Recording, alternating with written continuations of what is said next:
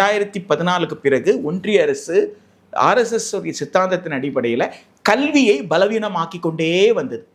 அதோட உச்சபட்சம் தான் எதுன்னு கேட்டிங்கன்னா 2020 தேசிய கல்விக் கொள்கை.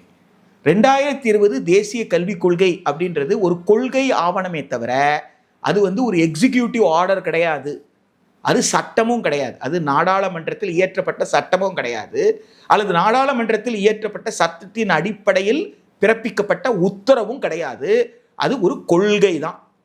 இந்த கொள்கையில் சொல்லப்பட்ட பல விவரங்கள் இருக்குல்ல, அது அரசமைப்பு சட்டத்திற்கே எதிரானது, மக்களுக்கு பயன்படாதது என்றுதான் விவாதம் நடந்துகிட்டே இருக்கு. ஒரு பக்கம் விவாதம் நடந்துகிட்டே இருக்கிற நேரத்தில் இந்த கொள்கையில என்னெல்லாம் சொல்லியிருக்காங்களோ அதை அத்தனையும் நடைமுறைப்படுத்துகிற உத்திக்கு வர்றாங்க.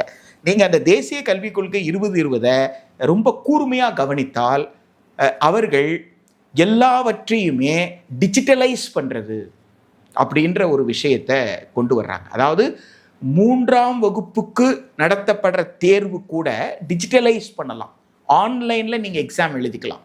நீங்கள் வகுப்பறைக்கே வராமல் 3ஆம் வகுப்புக்கு உண்டான தேர்வை நீங்கள் எழுத முடியும்ன்ற அளவில் உங்களுக்கு தேசிய கல்விக் கொள்கையில் எழுதப்பட்டிருக்காங்க.